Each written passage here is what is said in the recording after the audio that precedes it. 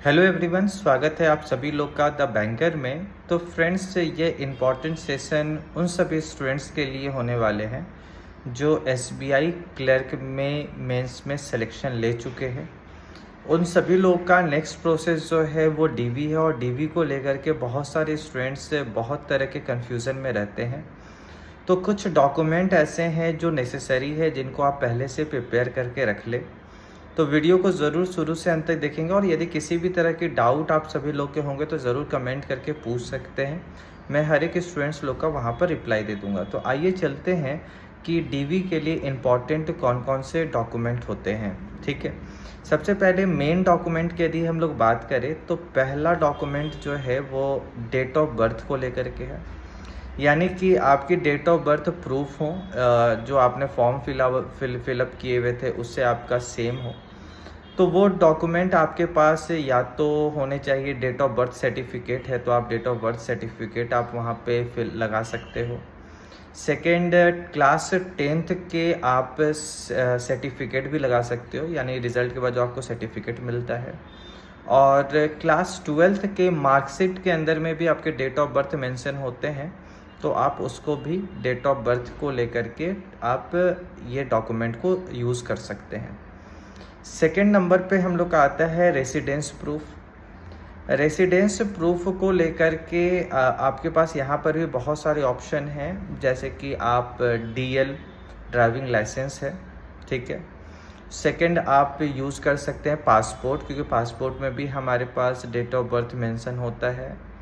आधार card को use कर सकते हो, और एक तरह से देखा जाए तो आधार कार्ड भी मैंडेटरी है। बहुत सारी जगह पर इसके यूजेस देखने को मिलते हैं, तो आधार कार्ड भी आपके पास होना चाहिए। यदि कोई स्टूडेंट्स ऐसे हैं जो अभी तक आधार कार्ड नहीं बनवाए हैं तो आप बनवा लीजिए वहाँ पर, और ऐसे आई थिंक ऐसे कोई स्टूडेंट्स नहीं होंगे। और वोटर आईडी कार्ड भी आपके रेसिडेंस प्रूफ के लिए काम आ जाएंगे, ठीक है। थर्ड नंबर पे हम लोग चलते हैं पेन कार्ड। पेन कार्ड भी बहुत नेसेसरी है। जो भी स्टूडेंट्स पेन कार्ड नहीं बनाए तो आप पेन कार्ड को ज़रूर फॉर्म फिल करके अप्लाई कर दीजिए।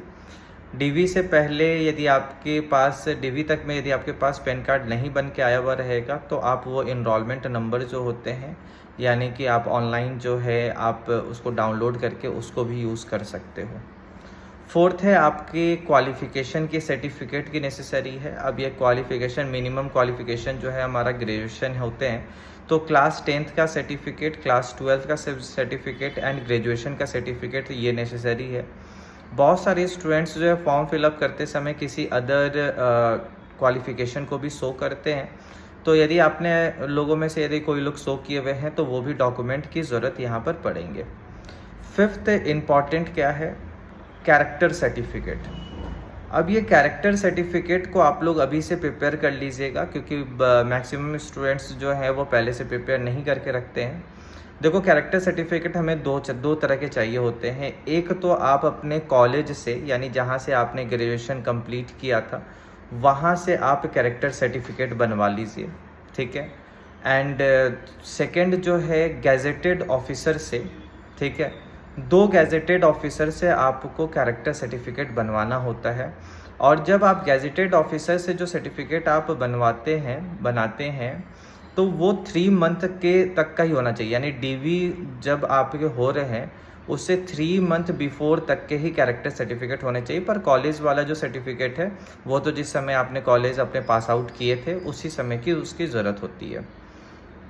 सिक्स्थ जो है इम्पॉर्टेंट क्या होने वाला है, 6 में कैटेगरी सर्टिफिकेट। अब ये कैटेगरी सर्टिफिकेट को लेकर के बहुत सारे स्टूडेंट्स, यूआर कैटेगरी यानी जनरल कैटेगरी के लिए तो कोई इशू नहीं है। SC ST स्टूडेंट्स के लिए भी कोई इशू नहीं होते, क्योंकि SC ST जो भी हमारे पास स्टूडेंट्स हैं वो बॉर्न से ही उनके पास सर्टिफिकेट बना रहता है। पर ध्यान रखना ये है, सर्टिफिकेट जो भी आप कैटेगरी सर्टिफिकेट रखते हो वो सेंट्रल का होना चाहिए, स्टेट का नहीं कीजिएगा, ठीक है। तो SC ST के लिए प्रॉब्लम नहीं है, आपके पास बना हुआ होगा बॉर्न से ही, तो वही सर्टिफिकेट की आपकी ज़रूरत होती है। मेन कन्फ्यूज़न जो है वो होता है OBC। वो भी OBC के अंदर में नॉन क्रिमिनल जो हैं लेयर के होते हैं। उन स्टूडेंट्स के लिए ज़्यादातर प्रॉब्लम होते हैं, उनको थोड़ा सा यहाँ पे प्रॉब्लम फेस करना होता है।